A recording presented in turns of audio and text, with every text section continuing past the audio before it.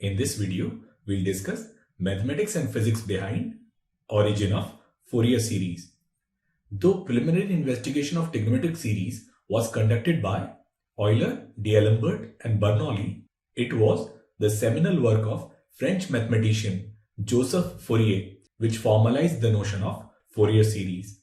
Now Joseph Fourier, he was completely obsessed with heat, and at that time he was working on solving an important partial differential equation known as the heat equation. Now this heat equation, it is given by del square u upon del x square, and it is equal to 1 by k del u upon del t, where this u, it is a function of both x and t. Now this heat equation, it is one of the most widely studied topics in pure mathematics and physics and has led to many important formulations and discoveries. To comprehend the research and contribution of Fourier, we'll begin with derivation of heat equation. For the derivation, we'll consider one-dimensional case of heat conduction. So suppose we have a long, thin, homogeneous rod. Now this rod is heated at several points, which results in heat transfer from hot spots to cooler spots till the temperatures equalize. Now during the temperature equalization, let us consider an infinitesimal small section whose length is dx at any point. Now suppose temperature change across this section, it is given by d capital T within the time period d small t due to the heat, say Qn. Now we know that Qn, it is equal to mc delta T, and delta T in this case is this dt, where m is mass of this section and c is specific heat capacity. Now suppose area of cross section is A and density of this rod is rho. So we can write this mass m as rho A dx into c dt, or we can write Qn equals rho AC dx into dt. Now since this heat Qn, it is transferred within the time dt, we can find heat flow rate, and we'll write this heat flow rate as Qn star, and it will be equal to Qn by dt, and we can write this as rho AC dx into dt upon dt. And this is our first equation. Now in this equation, this Qn star, it represents net heat flow. Now this net heat flow, it either heats or cools the section.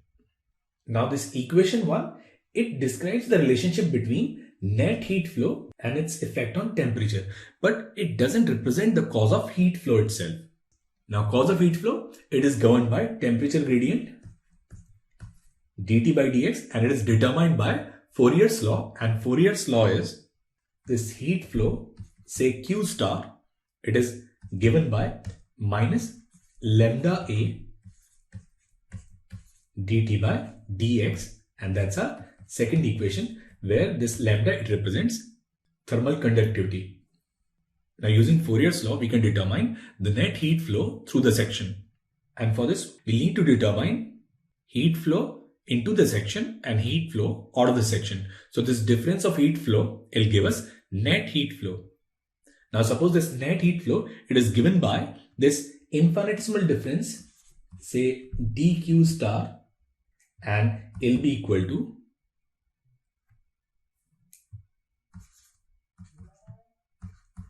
Q out minus Qn. Now at this point, if we look at this rod, and if there is an increase in heat flow in the positive direction of x, it means that outgoing heat flow is greater than incoming heat flow, and due to this, the heat is removed from this section. And if the heat is removed from this section, then basically this Qn star will be equal to minus dq star. So we can write this first equation as minus dq star, and it will be equal to rho AC dx dt upon dt.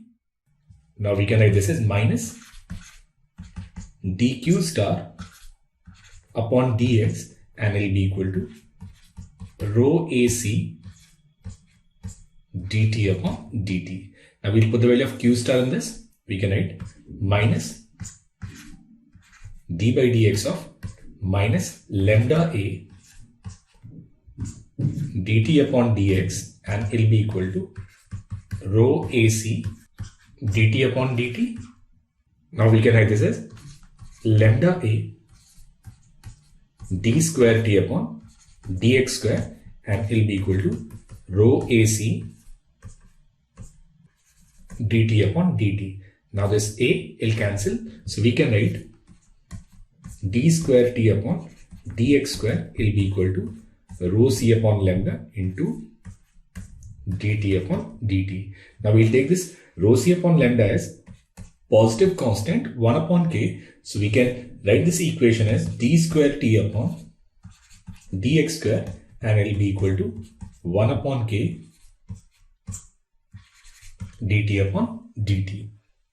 Now this temperature is a function of space and time, so this t, it depends on both x and t. So we can write this differential equation as del square t upon del x square, and it will be equal to 1 upon k del t upon del t. And this parabolic partial differential equation is called as the heat equation. And this heat equation, it has a solution of the form t as a function of x and t, and in this case this k will be greater than 0. So now we have this heat equation, which is given by this differential equation del square t upon del x square, and it will be equal to 1 by k del t upon del t, where this t, it is a function of x and t. Now Fourier was trying to solve this differential equation. Now before solving this equation, let us set the boundary conditions. Suppose we have this rod of length L, and we have kept this rod in such a way that at end points temperature is constant, say 0. So we have put that temperature at any end, that is when the value of x is 0 or when the value of x is L, at any given time t will be 0.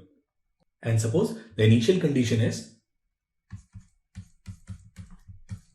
when time is 0, then at that time temperature across this rod, it is given by this function fx. So now we have our initial conditions. Now for the solution to this differential equation, just like Bernoulli, Fourier considered separation of variables. So what he assumed was, he has assumed that this function txt, it can be expressed as fx into gt. Now we need to find fx and gt as a solution to this differential equation. Now if we differentiate this with respect to x twice, we'll get this as f double dash x gt, and if we differentiate this function with respect to t, we'll get this as fx into g dash t. So we can write this equation as f double dash x into gt will be equal to 1 upon k fx into g dash t. Now we can rearrange it as f double dash x upon fx will be equal to g dash t upon k into gt. Now this left hand side, it is a function of x, and this right hand side, it is a function of t. For any value of t, this right hand side, it is equal to left hand side, and for any value of x, this left hand side, it is equal to right hand side. It is only possible if and only if both left hand side and right hand side, they are constant and they are equal to some constant, say minus lambda. Now from this we can write two differential equations, f double dash x plus lambda fx equals 0 and g dash t upon gt, it is equal to minus lambda k. Now if we solve this second differential equation, we'll get log gt and it will be equal to minus lambda kt plus c, or we can write this gt as e to the power minus lambda kt plus c, or we can write this as gt equals some e to the power c, which is constant a, into e to the power minus lambda kt. So now we have this function gt. Now when t tends to infinite, at infinite time temperature should be 0. That means this lambda, it should be greater than 0. So from here we get this condition that value of lambda is positive. Now when we know this lambda is positive, then we can write solution to this second order differential equation as fx equals some b sine under root lambda x plus c cos under root lambda x. Now we'll first determine b and c. Now we are given initial condition that when x is 0, f is 0, and it is also 0 when f is L. Now if we put x as 0, then sine 0 will be 0 and cos 0 will be 1. So from here we'll get c equals 0, and if we put x as L, we'll get fl as b sine under root lambda L, and it will be equal to 0. Now basically we know that sin x is 0, then its general solution is x equals n pi. So from here we can write under root lambda L will be equal to n pi, or basically this lambda will be n square pi square by L square. Now since we can put infinite values of n, we'll get infinitely many solutions, and we represent these solutions as lambda n. So these infinite values of lambda, they are called as eigenvalues, and they generate solution to this equation, which is f double dash x plus lambda n fx equals 0, which is also called as Sturm-Liouville equation, with the initial condition f0 is 0 and fl is 0. Now once we have this lambda, then we can write both fx and gt. We can write this fx as b sine, now under root lambda will be n pi by L into x, so it will be b sine n pi x by L, and this gt will be a into e to the power minus, now this lambda is n square pi square by L square, so it will be k n square pi square by L square into T. So one of the solution of this heat equation, say Tn xt, will be given by product of these two, and suppose its coefficient is some Bn into sine n pi x by L into e to the power minus k n square pi square upon L square T. So we get an infinite solution to this heat equation. Now for this solution, initial condition is when time is 0, it will be given by this function fx, which is b sine n pi x by L. So we get a solution to heat equation when this initial function, it is a sine function. But it is not arbitrarily true for any function. At this point, Fourier probably thought, what if we write solution txt as sum of eigenfunctions? This summation n varies from 1 to n bn tn xt, or this summation n varies from 1 to n Bn sine n pi x by L e to the power minus k n square pi square by L square t. But here also, if we take this fx as this summation n varies from 1 to n Bn sine n pi x by L, it is not true for any arbitrary function.